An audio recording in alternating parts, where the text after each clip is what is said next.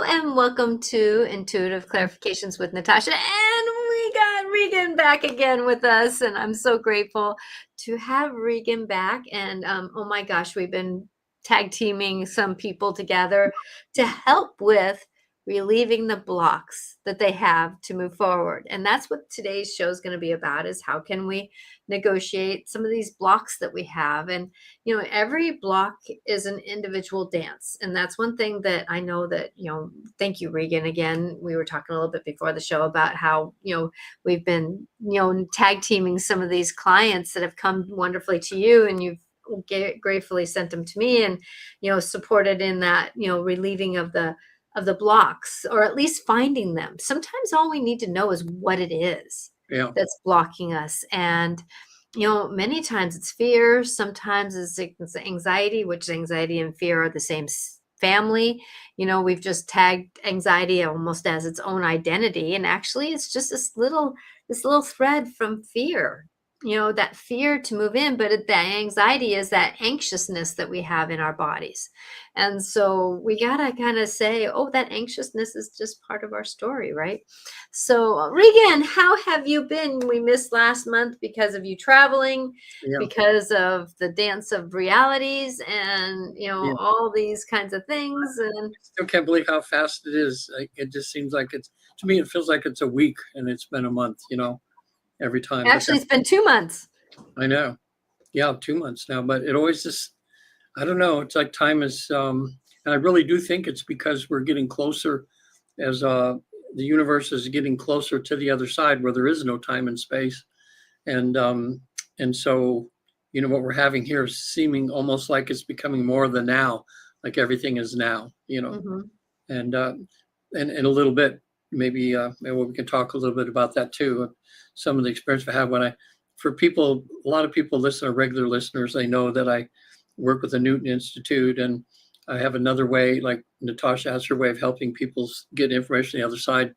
And the way I have is by helping people achieve a deep state of relaxation, in which most everybody has the ability to get information about past lives, and the place we go in between lives, where they can talk to healers, go before counsel, ask questions. Anyway, it's a really great experience for people. But what I've been finding lately, more than usual, usually I'll have 1 or 2 people a year that have they have this, we get a certain way in the process, and then they just have like a wall that comes up like a block. And Natasha helped me with a client who, I think 3, 4 of them. Yeah, having these blocks, and she's been able to help identify. So when I do another session with them, we talk about that. Then we're able to actually have them have the full experience of visiting the afterlife for a few hours. So it's good. One of them I'm still working on. I'll talk to Natasha about that later. But anyway, it got me thinking about blocks, because in my life I've had, and when we talk about blocks, everybody talks about writer's block, or something is just where your mind or something, you get to a certain point and you just can't seem to get past it.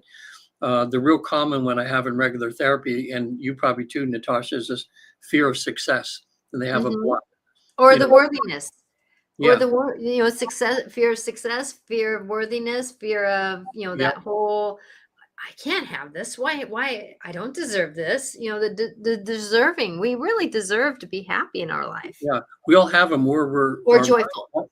Wants us to move forward, but we just feel stuck, and we can't get around this thing, on what it is. And identifying what it is once it happens, then boom, it gets clear sailing until another block comes up. But it's all these challenges that we have in that way too. But that's part of the journey of a life, is that, we in some ways carry things from other lifetimes forward that our soul has negotiated.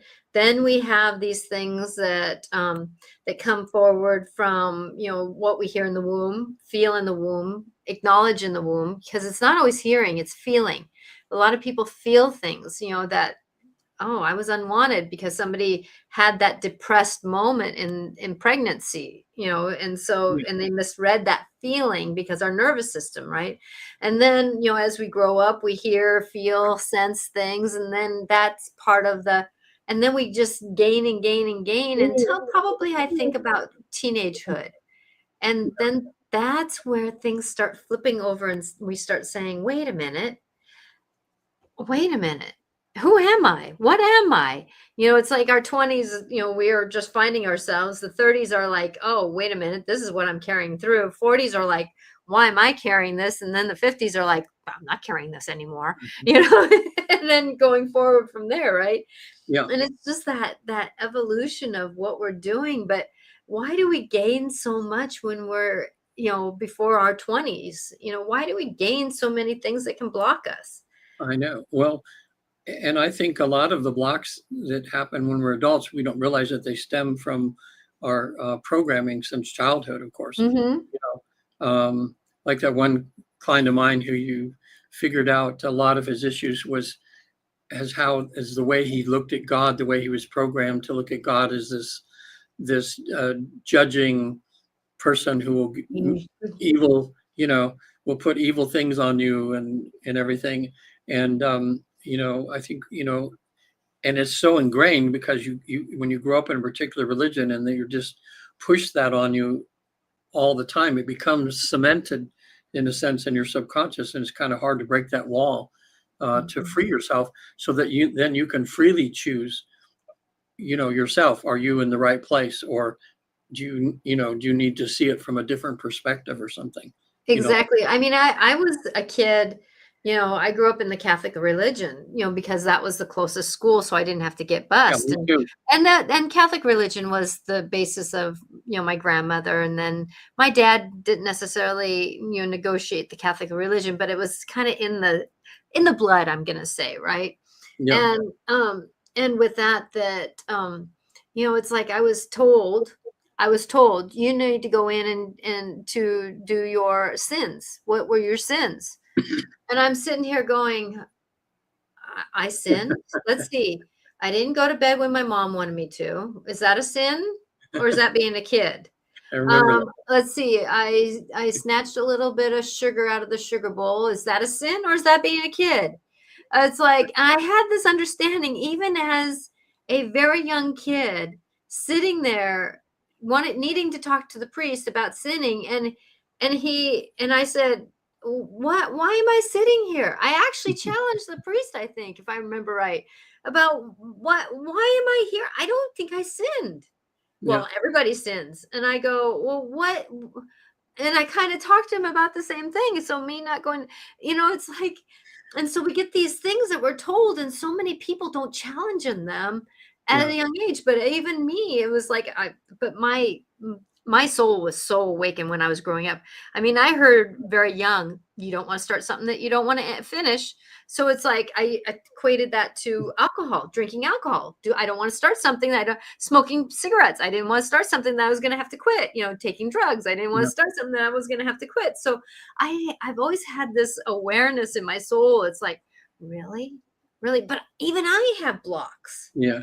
It's Even funny, I and you have bring up that memories of me in confession, and I remember having to make some things up too, because I thought if I don't have much to tell, he's not going to believe me, so I would just make some stuff up. But blocks. then on the things that I thought were bad, I would try to phrase it in such a way that it didn't seem so bad. You that way too. But But then religion's teaching you to lie, right? Which is a sin. what I think we both realize from the work that we do is that Jesus is real. And, what he came down here to do, the different religions and things have kind of messed up the true message, and when people get to talk to Jesus and they're on the other side and they feel that love and compassion and kindness and overwhelming love, they know that he's real. And it's just us human beings that have skewed things somewhat, to a degree. So it's better just to have that personal one-on-one relationship, with, Exactly. And I just heard him say, well, if you want me to come through, I can talk a little bit about that. oh my gosh, really? Hmm. Jesus, you'll channel through you right now? Yeah. Okay. You want to do Well, that? I mean, not right this. I mean, it's the beginning of the show, so we can wait just a few minutes. But, Okay, but it's one of those things. He's like, he's feeling, he's right here.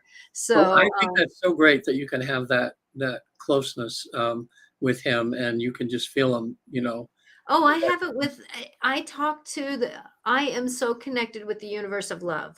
Yeah, anybody here who is so willing to negotiate the story of love, that's how close they are. That's how close Mother Mary is, Jesus, Michael, even Mikhail, because he's here, and all these Bashar, all these beings, the Yeah. Fae, Mother Earth, they're all here, Gaia, they're all here to support us in this journey. Yeah. Oh, Right. maybe later too. Now, are you able to contact Angel Raphael? Yeah. Is he considered the healing angel? Yes. Yeah, Okay. he has that. Well, what I understand is that Archangel Michael is the one that carries around the sword and kicks us in the butt, kicks us with his cowboy boots, pokes us with their sword, and Raphael comes in and says, "Now this is what my brother is intending for his story. This is why Michael is being this way. This is why we're in the middle of trying to negotiate this story." It's like, so he's the angel. He's been said to be the angel of Reiki, and a lot of the healing tendencies can go that way. And like, I work with Azrael a lot, which is endings and new beginnings. It's Yeah. that story of how can we negotiate those endings. I haven't channeled Azrael in a long time. I've kind of, I don't want to say moved up, but he's been busy doing one thing. I've been busy doing another. So I'm not so in that depth. I've rose up beyond how the endings and new beginnings. You just said her name. I've had the hardest time. Asriel. Azrael. It's actually it's a he. That I have, and she spoke through one of my clients up in Montreal, and we went on for 5 minutes as I was trying to pronounce her name correctly. And she's talking through my client. She goes, "No, it's Asriel," and I would try to say it, and I'd get it wrong, and she'd laugh. And that was the first time I'd ever had that happen. Because he comes across as a he to me. But that's the thing is that angels can be whatever we need them to be. Yeah. Well, he was Jesus can speaking be to whatever we need him to be. God can be whatever we need him to be, Yeah. or whatever you can call the higher power, creation. I tend to use the word God just because it's what everybody can, You're right. interact with. But creation is just love. Well, Creation and that's is what knowing. Creation is story. Yeah. So, and Asriel was speaking through a female client. So the voice that was coming out, just like when Jesus comes and speaks through you, it's got your voice and everything. So, we're used to like the Jesus we see on TV, the magnificent voice that they have, So, but anyway, with my client that's here right now, it was Raphael that showed up to her to talk to her about her health issues. So maybe towards the end, if you have a moment, maybe he has some words for my client, Okay. Yeah, let's do that. So yeah, Okay. the hour's gonna go quickly. So if you want me to channel, we're gonna have to negotiate this, because channeling Okay, and you then want to lose it. Okay. So no, I then, don't want to lose it, but I don't want to run out of time is what right. I'm. Okay. Let's do that, because then I can maybe tell people a few things I've helped to get through blocks. We'll give them something practical they can do to help them remove their blocks. Okay. So yeah, why don't we have Jesus come in now, and then we'll talk a little bit about the blocks and that kind of stuff, because we'll add on the human side of it. He'll talk. He may talk about this. But I like Paula. Paula says, Paula Sheehan, thank you, Paula, for being here. Yeah, the whole confession thing is about judgment and controlling the collective in a way, and that's not what religion was meant to be. Religion was meant to have. Religion is there's so many different religions because we all speak a different language. So religion was brought in to help speak different language, to bring into our higher understanding. Now, the humanness, man, I'm going to say, not necessarily man's fault, but man is part of that, the humanness that came in and used it as control, used it as the word, twisted the word to what they needed, and that kind of stuff. Kind of like King James. Who was King James, right? It's like that whole entity of of what the intention was. What's basically, if you look at all religions, they have basically the same story, that everything started, but it all comes from a different type of language so that we can hone into what we speak. Yeah. Okay, so just give me a second here. Do you want to have Jesus come through now, or do you want to say a little bit more? No, that's all right. I'm willing to hear Jesus come through. Okay, just give me a second here.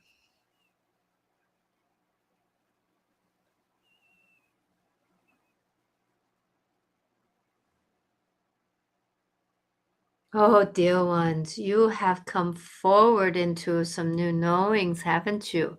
There is love out there for you if you reach into it. And then if you go forward into knowing your loving self, then you find those blocks go away. And that's the fear-based of society right now that you are in the moment of.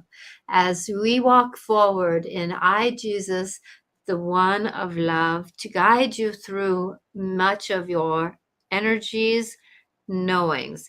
Your souls are so aligned to being the loving being that you are. The problem has been, and this is the one thing that we all come to this planet, is to feel the human part of this. I learned so much being the human I was. Oh, and the hatred. The hatred because of fear.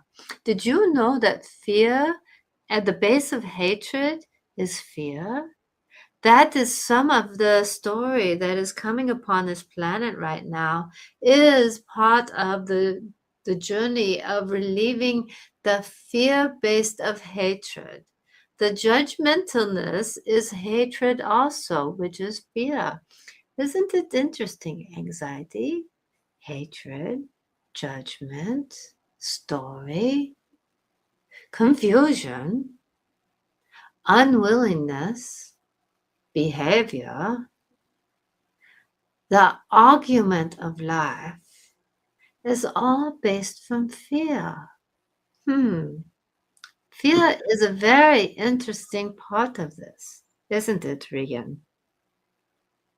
So, Regan, what is some of your questions that you have, my dear? Okay, I love this. Okay. I have a few clients that have these energy blocks, and I feel frustrated sometimes of trying to help them to get through them. What would be the best advice to help people to move past these walls that they have in front of them? Would it just be patience and meditation, or is there something deeper that can happen? Most blocks come from the lovely mind. The lovely mind of the human loves to bring in some story of I can't, I shouldn't, I will not do, I will not receive. This is beyond what I can comprehend. So, a good language from you, my dear, is to, let's say, if someone was laying on the bed on your station area or on Zoom, you set the intention at the beginning. We are going to ask your mind to step aside. We're going to ask all that has happened to you that you can, ask it to step aside, like a person stepping aside out of your vision sight. It's kind of like, let's say, your parents standing in front of you, and you are in the moment of not being able to see around because your parent is blocking your view. So ask that parent to step aside so you can have a clearer understanding. When you ask the mind to take a breath,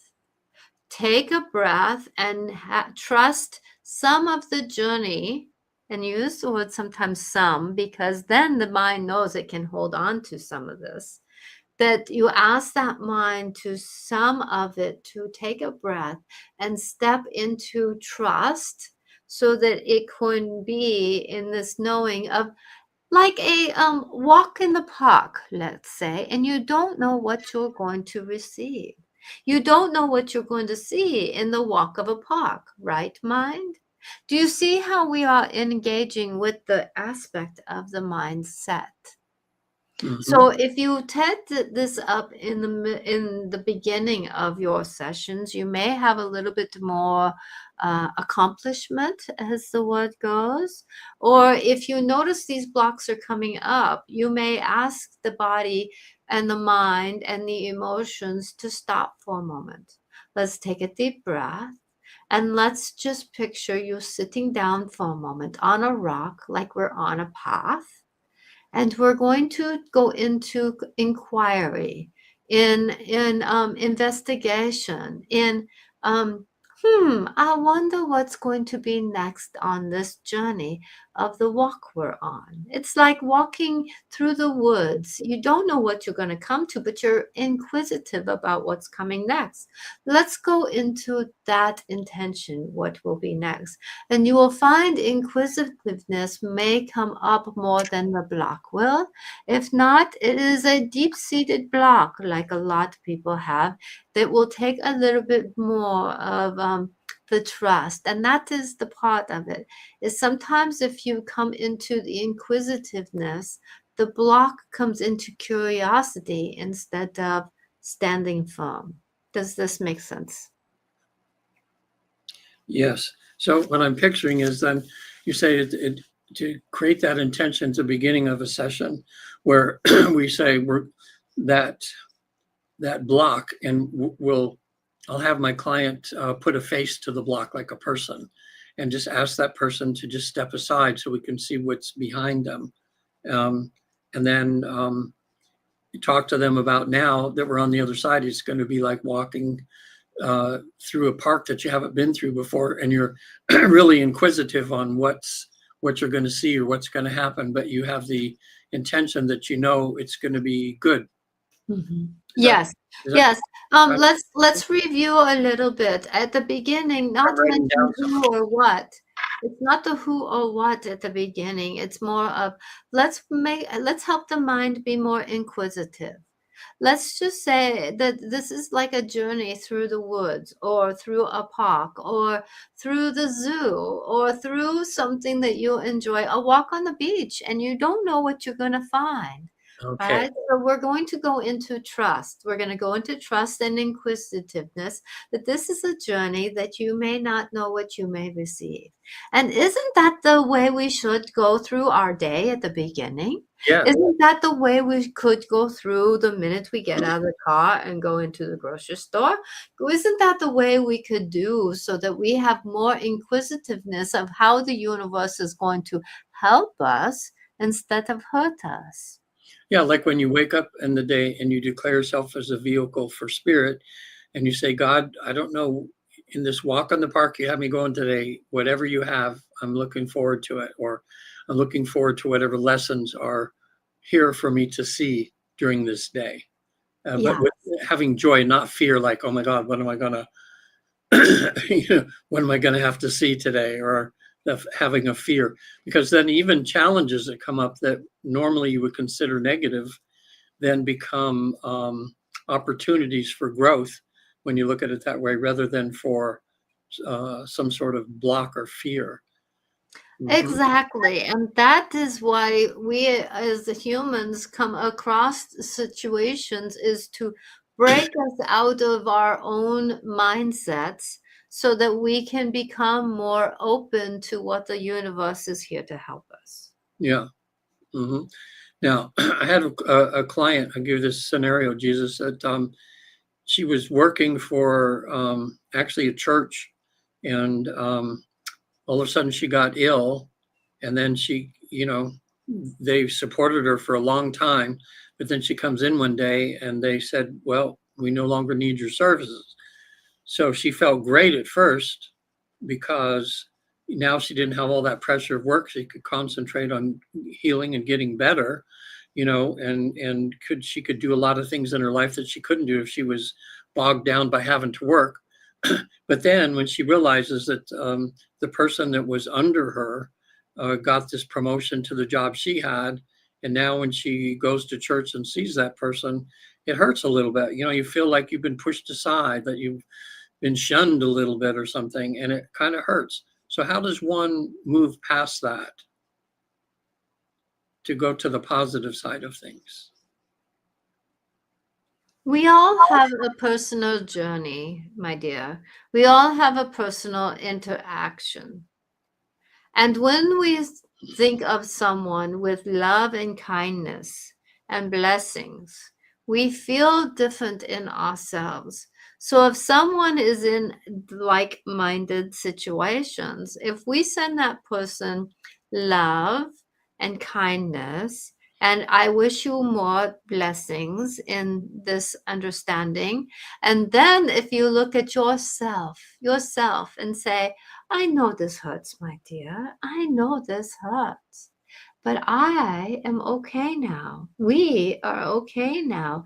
Things are going to work for our better now because we are able to be where we are meant to be and work on what we are meant to work on. So it's sending love to the other person and then coming back and loving ourselves for the emotion that we are feeling, as grief is something that is a very interesting part of life. Grief is some of the deepest emotions the being of ourselves can feel. And if you are in grief, remember, talk with yourself. It is very helpful to be in alignment with thyself because grief is awakener. It is a process of awakening into our greatest love for ourselves. And so when we have this grief that I cannot be that person who, let's say the scenario that you used in this story, that I am not that one that is now flourishing in her place. I am me who is on my own personal journey. And we grieve that we are not that other person because that timeline has shifted out of our understanding. And that is the one thing on this planet we have to remember. Timelines are shifting. So realities of where we were and what we were meant to do are not always in alignment to us. So the one that was on the illness, that maybe there was something at that job that was making her ill, and the universe said it was time for her to come out of that self-realization of experience, not the lesson, but experience, to move forward into who she is. And she may find herself feeling better because she is not so stuck in the realities of the walls of what she was trying to live with. I see. Okay. So see what maybe is on the other side of the reason why things are happening. Say that again. See the other side of why things may be happening. It Yeah. is not about punishment. It's about the leveling into a story that is more successful for you, Yeah. thyself. So it's like God, you, helping person get where they really need to go, even if that means losing something to gain something. Exactly. Exactly.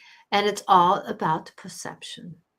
Yeah. Perspective, mindset, understanding, willingness, love for self, hopefulness, joyfulness, and the ability to say hallelujah. Really good. Okay. Thank you. Mhm. Appreciate that very much. My pleasure, my friend. You are amazing in what you are doing. Thank you for the gifts that you are helping ones to get through their life. And we are all here to support you. I am so grateful when I am asked to come into that vision so that I can help the ones to know what love is. As I love all, I am here with love, and I am here to support you to find your love. Remember, I am one for all and all for one. And with that, we are all blessed to be who we are. Thank you, my dear Regan. And remember that, dear one that is on the dear machine, that you are a miracle coming into your fruition, and believing you can heal will be most of your healing process. It is coming from a lot of your childhood, my dear, that is coming forward to be where you are meant to be. And there are some things that you were told that you may have to deal with, but do you have to deal with them? No, you do not. And so please remember that you are healing in the miracle of who you are. So be. Thank you.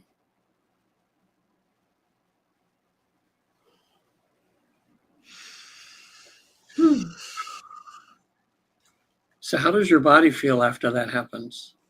Full. Full. Yeah, it doesn't feel, you don't feel tired, but you feel. No, I feel, well, today I'm feeling, there's a time shift today a little bit, I'm feeling, and so now I'm kind of like, not dizzy, but kind of like, kind of just a little bit discombobulated for a second, as my spinal cord, the base of my neck is getting worked on as he's leaving. So it's like, it's hard to explain, but usually I feel fine. Most of the time it's just me realigning with my body. Yeah, If that makes sense. it does. Well, that's good. So what he was saying, and so much of our issues can be solved, or we can begin to repair or move on by just setting the correct intention. In other Yes. words, saying, okay, I'm thinking if I have a block of something, talking to myself, say, okay, block whatever you are, I'm going to go through the day, and I just want you to step aside a little bit. I want to see what's on the other side of that block. And when you see beauty, when you see something you're going to learn, or something where you're going to be a better person, then that helps you, I think, to dissolve that wall. The other thing, And that's all that part of trust. Yeah. Trusting that I can get through it, trusting that we can get through it, trusting the process of getting through it, that trust of, oh, I think the day turned out better than I thought it was going to be. That simple form of trust is amazing, because life isn't meant to be hard. It's our self-perception that makes it hard. Yeah. Mm-hmm. Yeah, I know I've heard that a lot, and I really believe that too. It's because again, it's that scenario of two people in the same catastrophe, whatever it might be, earthquake, tsunami, boat sinking or whatever, but they're there together. And afterwards, two of them have completely different perspectives. One is like, God, why did you do this? Now I've lost everything, have nothing to look forward to. And the other person is like, whoa, what an awakening I've had since that accident happened, where I'm looking at life, how precious life is, and I'm feeling closer to my family, and realizing that the stuff I lost, I can get back again. And I think it was Stanford or something was doing research on something like that, where they said people that consciously choose to look at the glass half full, even though when it's difficult sometimes, but they had their life expectancy was like 8 or 10 years longer, than the people that just wanted to look at everything as bad and down. And exactly. Well, I have an example of that in my life, where I went to a powwow with a girlfriend of mine, and we went, and it come to find out that her cousin went to the same powwow, and we didn't know that she was going. And it was interesting because things weren't perfect. They were redoing the hotel we were at. We had to do the card, and people weren't always in the best mood, but we always came together with thank you for meeting us. And we always kind of were like grateful for the hotel. Hey, do you have cups maybe, so that we can rinse out our mouth? We didn't say what they didn't have any cups. It's like, yeah. And then come to find out that she got a phone call from her cousin, and they said, God, that tribe back there was the rottenest tribe. We had an awful time. And, they were so mean to us. And we were like, we were having great conversations. We were having fun. We met up with people left and right. But, it's like they tried to bring in a dog. The dog wasn't allowed. They tried to do things that weren't always in alignment to being better. They had kind of I don't want to say this word without, I want to respect their story. But they had kind of that entitlement to them, where we just came in being, we're grateful to be here. Thank you for receiving us. Thank you for allowing us to come to a powwow. She's part of the tribe, but I wasn't. So thank you for allowing me to even be in the process of that. It was just one of those moments. And, we're all in the middle of this, perception is 90% of our life. Yeah.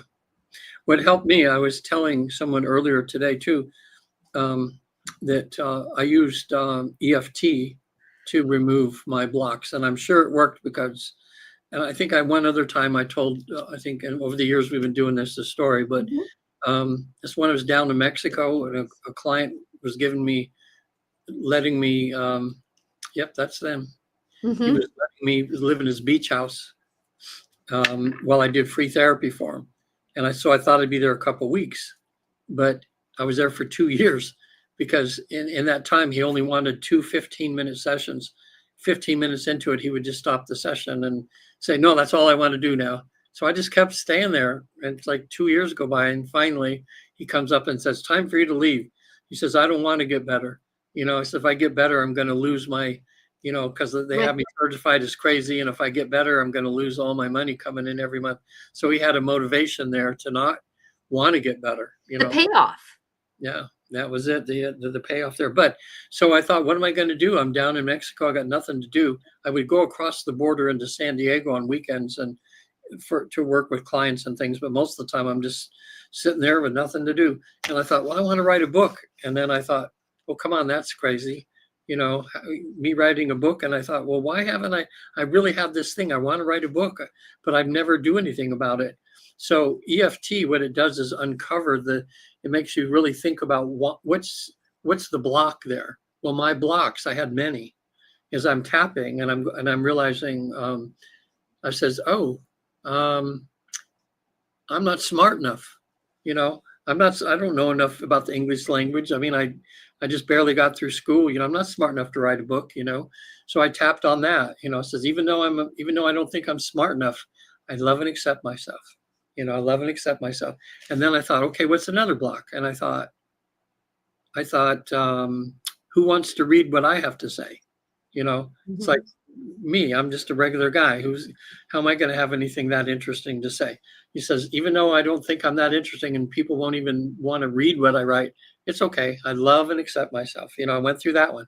But the big one was that I found that was the kicker was, Regan, you always start things and you never finish them. Oh, that's a huge one. Yeah, you're going to start writing this book and you're going to quit halfway through and then you're going to be all disappointed.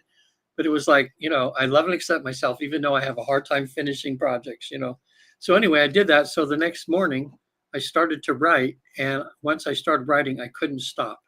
And I wrote 3 books in about 4 months and published them. And it was like a big awakening for me about how these blocks we have, we just have to kind of think about what's this fear that I have? And, if I got rid of this fear, what helped me too? If I get rid of this fear, what's it going to look like? And then I thought, wow, I could feel so good about myself. And I actually wrote a book and I got it done and I stuck to something, and some people will read my book, So anyway, the tapping really helps. And all the tapping does, if people look up EFT or emotional freedom technique, there's hundreds of videos on this on YouTube because it's gone viral all over the world since Harvard Medical School studied it. And they found out that when people tap, there's a beneficial physiological effect that happens to the body, where even when they, you took a blood, like on my website on visittheafterlife.com, you can see, if you go to traditional therapy, watch the EFT videos on there. And one of them is where we take a sample of blood and put it under a dark field microscope. And for people that looked unhealthy, you can see their blood looks all clumped together. And Mhm. they tap for 5 minutes, look at the blood again, and it's all flowing free like it's Mhm. supposed to. So in a sense, our energy blocks are like stuff clumped together that we can't get through. Yeah, When you exactly. tap, it opens up all the possibilities. Mhm. And, So our body is energy. Our body is sensory of things, and that's one thing that the studies of the mitochondria and the studies on our nervous system, on how it really reads things. It really reads things as either excitement or fear. And we have a choice to either be in the excitement or fear, because the nervous system reads them the same. And yeah, so if we take it where it's like, like an example would be, as I was standing with somebody who's ready to go into a dressing room, and they got almost an anxiety attack. And it's like, if they would have said, "Oh, wait a minute, I'm excited about going in. I just need a minute to process getting excited about going in," instead of going, "Oh, I have an anxiety attack. I don't know what I'm gonna do. I don't know," because and that's the thing is that we don't know why we get these anxiety attacks. Like, maybe in the dressing room, the sensory, because our bodies sense things before our mind does, right? mhm, Our bodies will sense it so much faster than our minds. And maybe there was somebody in there that had like a darker energy that we didn't want to align with, and we needed them to come out of the room before we walked in there. So we sometimes we don't know why we get these blocks or these energy fields. Sometimes it is just to wait a few minutes, but people take these blocks as, "I don't want to be in dressing rooms anymore. I get so much anxiety around energy," but it might be just, there's too many people in there, right? There's just too much energy in there. And so instead of saying, "I can't do the dressing rooms," just say, "Well, maybe I need to go in times where there's not so many people on there." yeah, It's like, find a way to negotiate the control that these things have over us.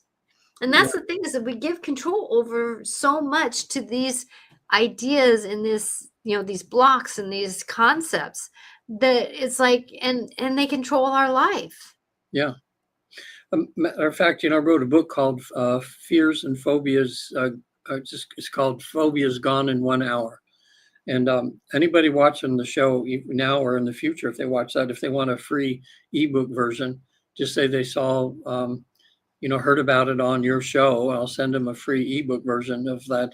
It's how anybody just themselves can get rid of a fear or phobia. And energy blocks a lot of times are a fear or a phobia, somehow. Mhm. Yeah. Sometimes, Exactly. as you know too, sometimes when I regress somebody in this lifetime and we can't find out where a fear or phobia started, and sometimes we get them to go to the afterlife and they can find out where a fear or phobia started. You know, Mhm. the classic one was about this was a case. I've read so many books on all these different cases, but it was about a woman who was afraid of water. She couldn't even get in the bathtub. She could shower, but if she couldn't be around a swimming pool, she couldn't be around a river, couldn't be around a lake because she would have panic attacks. And Mhm. it bothered her because she just said, "Well, nothing's happened in my life that I know of that could Yeah, have." but she drowned in another lifetime, right? Or a Yeah. couple of them. Well, and yeah, and it was back. She found herself. The therapist took her back to the past life, and it was right when they first started coming out with the Model Ts. And her boyfriend bought this Model T and wanted to take her for a ride. So they went to this lake, and they were parked there, and then they started kissing and stuff. And somehow the emergency brake went off, and they rolled down into Mhm. the lake and drowned. You know, Mhm. so once she had that realization, then in this life, her fear reduced significantly, where because she found out where that came from. Mhm. So And many times then, and I'm not trying to blame parents, and I'm not trying to blame family. It's not, but they will do something that will cement that idea in. Let's say, like, maybe mom, not knowing that kid had that situation in another lifetime, said, "You are going to get in the tub and you're going to be there," right? And then that cemented that whole anxiety story. And I know my kid would scream even as an infant at the tub, and I would try to, in my own way, negotiate. Remember, you're safe here in this one. You're safe. You can do this. I'd put it, make sure there was, you know, the towel or whatever it was that would make it a little bit more easy. But things are things. And to this day, he still doesn't like water, Yeah. Well, and a lot of people don't remember things any earlier than 3 or 4 or 5 years old. And if Mhm. something happens when you're 1 or 2 years old, it can be in your subconscious there, and you have this fear of something. That Exactly. That's why I always ask, like, especially like kids on the playground, whose fear is this? It's like spiders, bugs. Whose fear is this? They Yeah, actually have gotten close now because I'm like, don't kill it. It just is part. Why are you trying to kill it? It's on the wall, It's yeah. like there's enough of us who are starting to like bugs on our playground, And people don't realize before the age of reason, which is usually 8 or 9 or 10 years old, when you start to be reason yourself, that when you're with somebody and they tell you something and you look up to them as an authority, then it goes into your subconscious as truth. And it Hmm. doesn't have anything to do with what truth really is. But that's how prejudice is spread from generation to generation, and that too. And your little kids and the mom say, oh, those people, they're this color and this whatever, and they're no good and blah, blah, blah. And you're a little kid and you go, oh, okay. So you spend your adulthood going, why am I prejudiced? Why am I whatever? I don't want to be, but Yeah. you have that programmed, so you have to like unprogram yourself, to do that Exactly, too. exactly. It's just, and that's the whole thing is that we start out a certain way and then we spend the rest of our life trying to undo what we've learned at the very beginning or other lifetimes. And Yeah, and so it's just a moment, and we're all in the midst of who and what can we do. But that's the thing is I always ask myself, who's controlling who? yeah, Who's controlling who? And it's like even when I'm sad, overly sad, I don't mind being sad. I don't mind being unhappy. I don't mind being joyful. I don't mind being all these things. But when it's out of control, when it's lingering for a long time, and I start asking who's in control of who. Like if I really am craving something food wise, I even ask who's controlling who here. Why am I craving this? The whys? Why is this here? Why am I doing this? And why am I not able to? And usually the universe starts answering me. It really starts answering me. And it's amazing how, well, I'm intuitive, so I do listen to the universe more than sometimes other people do. yeah, But it's like it's a moment where the universe will start helping us by sending, you know, animals our way, or billboards, or conversations, or people in our life, or these scenarios that will come into our life that ask us really, why are you thinking that? Why is that a pattern? Why do we need to negotiate that? Where am I supposed to go with this? yeah. Yeah, that's interesting how that can happen. Oh, it's a thought that I had earlier, just as a sidebar here a little bit, and we talk about the womb, and people listening. I think one of the biggest realizations I had when I started doing this work is realizing that when you're in the womb, before you're born, you're actually in full consciousness because you've just come from heaven, from the other side. And so when your baby's in the womb, they can hear everything you're saying. They know everything you're doing, uh, and it's real important. That's why we say when mothers can talk to their babies in the womb, just talk to them like they're an adult, because the wall of forgetfulness doesn't happen until they are born, and then all of a sudden, then there's that wall that comes up. But when I have people in the womb, they're able to answer all kinds of questions about their missions, about why they chose their parents, Mhm. and what they hope to teach their parent, and their parent teach them. And it's a beautiful experience for people to have that. So that was a pretty cool thing to find out, that way. So Mhm. Well, anyway, yeah, it's an interesting place, and I'm hoping that, we didn't really go down deep into how to negotiate blocks and how to be, but I know for me, like one client I had, and he had this block, and it was one of those things that we walked up, we pretended like that block was a wall, right? We pretended that block was a wall, and so we walked up to that wall, and I asked, what does that wall look like? And some people say it's total brick, right? From head to toe. I mean, it's from heavens down to earth. And then I say, well, what would happen if we put in a window? Yeah. What would it be like if we put in a window? Now, you know how windows sometimes when you have a window, you have to, open up the wood. The wood. Hmm. So let's just pretend we open up that wood. That wood, the wood part of the window, right? That, the shutters or whatever you want to call them.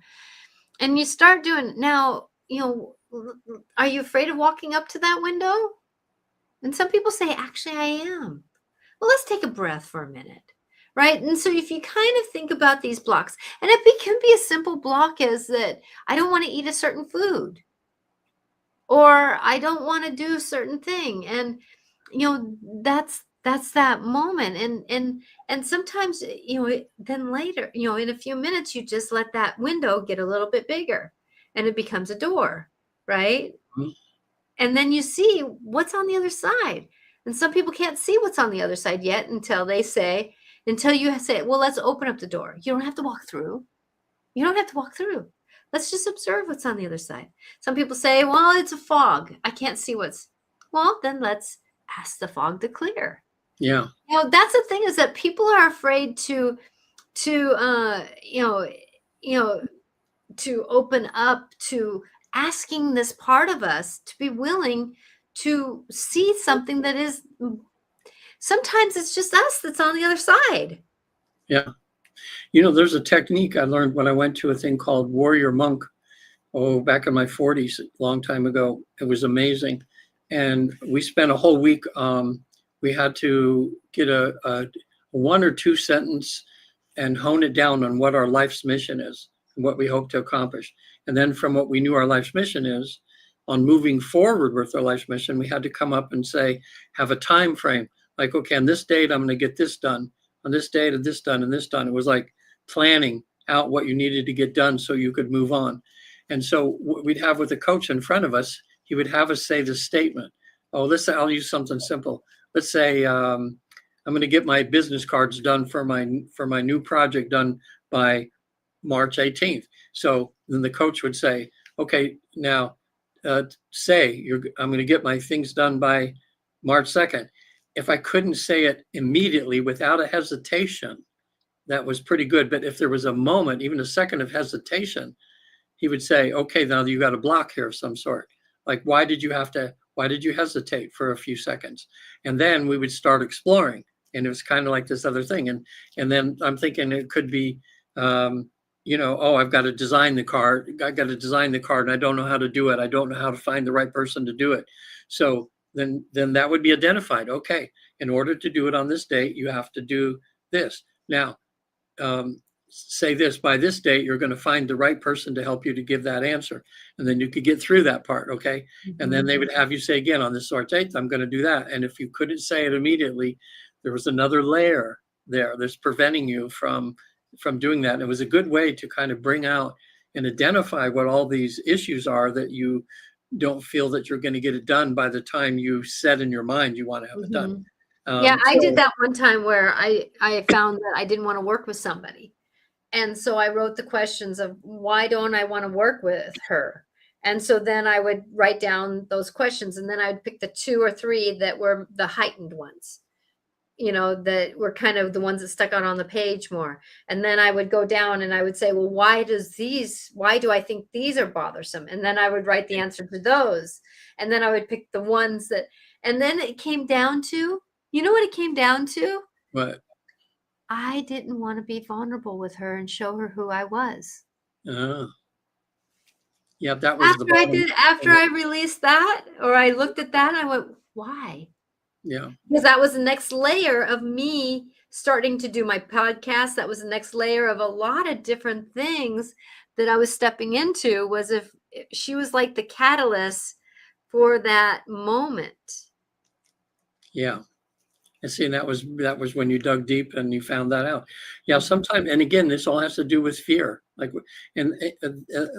think sometimes when, especially men, I should say men, but men more than women, when I do this life between life session with them, and it's about 90% successful first time for most people. But the people that have the hardest time are usually men that have a hard time just being vulnerable, allowing themselves to just be vulnerable and let go. Women just seem to just no problem. They're vulnerable, whatever. But we're used to talking to about our emotions. We talk Right. with our girlfriends where, like, I asked my husband, so how is so and so? I don't know. We didn't talk about that, Yeah.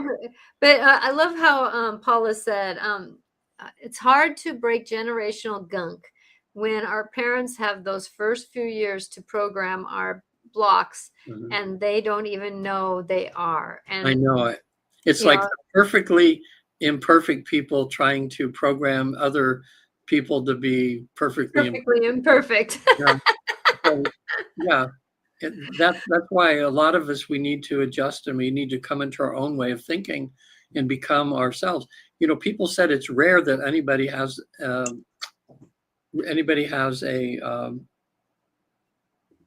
new thought or a new something, because everything we say and everything we believe is what somebody else told us, and we accepted that as a belief, as our belief. But to come up with a new concept or an individual thought of some sort that's our own and not somebody else's is pretty rare nowadays, because Exactly, we're also exactly. programmed all the time.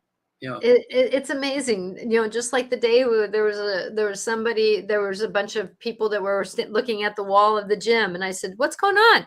"Oh, there's a spider," and I just grabbed the web and I walked it outside, and I heard, "How does she do that?" And that's the thing. I'm actually probably going to do a show on how to walk by unforgivable moments. Yeah. Because there's so many times when we have these unforgivable moments, let's say a deep conversation with somebody that we can't go and have that conversation again with somebody again, or somebody has told us something or has done something to us or engaged with us. And we have these unforgivable moments and we have such fear that a lot of times our successfulness depends on us walking by that unforgivable moment, knowing we're safe, that we don't have to deal with that person again, but we can walk by that feeling when that feeling pops up, Yeah. that reminds us of that moment, that we can walk by it. And that's a little side thing that I think I'm going to maybe talk about that soon, about how to walk through those unforgivable moments, Yeah. because a lot of our blocks are done by having these unforgivable moments way back then. It's like me being molested when I was 4 years old. To this day I still have to engage with that in my relationships that I've had, Yeah. with the men I've had, and even 34 years married, that there's been part of this that didn't trust all the way, right? Yeah. Hmm. So I've been working on that block, to Some say people, that I'm safe, that I can trust, that I'm yeah. vulnerable, that I'm able to, and a lot of that kind of stuff. And sometimes it is a journey. It's not a destination. Right. Sometimes it takes, some blocks take longer than others. But the good news is that there is a way to get on. I would just say an ending here today, because I know, um, Yeah, we're at that time, aren't we already? I know it goes fast. I would say, EFT or havening touch, that's the new kid Mhm, on the block. Havening touch is so powerful with actually repairing broken neural pathways in your brain, even. And it's something you can mhm. learn in 5 minutes. I mean, there's so many things that can be done, but also just walking forward in your spiritual practice, whatever it is, doing more meditation or just diving deeper into what's on the other side through your spiritual work, and that has a way too of just relieving you or letting some of the heaviness that's on you to release and everything too. Or even just the journey of trusting the self-love journey. Yeah. Trusting and surrendering to the self-love journey can do so much with that deeper understanding. Well, looking into the mirror as best you can, looking in Mhm. your eyes and saying, I love you. You're perfectly imperfect, and I love you just the way you are. You're getting Mhm. better and better all the time. And being able to do that and start to reprogram your subconscious to like and love that person that sees in the mirror, you know. Exactly, Well, if exactly. people want to get a hold of me, it's right there, visittheafterlife.com. And there's a lot of videos on there on this life between life sessions I do where you actually get to visit the afterlife for a few hours in full I consciousness. love your website. It turned out pretty good this time. I ended up spending money on it this time. But anyway, but also in traditional therapy, if you have any traumas or things you have from childhood or whatever, my regular therapy practice is have a lot of people that have had a lot of trauma, and the good news is they're all getting better, and some of them very quickly. That way, because of these new techniques we have, it's not like talking therapy where you just talk, and you slowly desensitize over months or years. Mhm. Stuff just balances energy, and your issues just diminish, and you get some semblance of normalcy back in your life again pretty quick. But there's videos on the traditional therapy side there too, about EFT, about havening, and all that stuff too. And I know the session I did with you, there's parts of it that I still interact with quite often, and I'm very grateful. I do that too, and I've been to the afterlife 3 times now. So, but I have no desire to go back again unless I need something now, because the main thing that they do on the other side is to help you figure out what to do with where you are right now in this lifetime, with what your mission is and what you needed to learn, because that's like we're in heaven 102 or 103 class right now, and you want to learn what's there. Don't worry about what's over there with the classes you've already been through, but worry about where you're at right now, what your attention should be. And I'm fully into it right now. I love doing these sessions and helping and seeing people, improve and get better. Now, And that's that whole process of just learning to be, yeah. learning to be. And you're like intuitive clarifications, but it's a .com, right? .com. It is .com. And yes, I would love to support people in this life's journey. I know right now we're in between these eclipses. It's a time to really awaken into finding out what these blocks are, so that we can move into our understanding of who we are, so we can be in alignment for the vibration we want to be in, and the frequency we want to be in. And this equinox and the eclipses and the new moons and the full moons, and oh my gosh, I don't know if you felt the 9/9 portal, but it was huge for me. I did so much with it's like this 99999 moment. It was like, my husband's doing a 9-year. We're both in our second Saturn return. I'm in a personal 9-year. The universe is in a personal 9-year. It's the year of the snake. I'm just like stripping things apart. So talk about someone who's going through a lot of blocks. Talking about somebody who's going through a lot of blocks, it's me. So with that, but I am intuitiveclarifications.com, loving and supporting people. I'm hoping that my short little videos that I do on my social media, Natasha Venter IC, on TikTok, Instagram, YouTube, all of them are here to support you, just finding self-love, self-reliance, and an understanding of who you are. I have many different sessions where I can support you in this this process of where we're at in this life. Oh my gosh, we're in a big uncovering. Support some of my clients too, and giving them some additional information and helping them figure out some things, because it helps me to work with them too. So thank you. Oh, I'm always here. I love how we are helping each other and being together. Too. So thank you, Regan, for trusting me. You're welcome. I'm so grateful, and I'm hoping that your friend that's sitting with you right now has gotten some out of this session or this story here. So we're all these works in progress. I know we are. So Regan, many blessings. And I'll see you next month.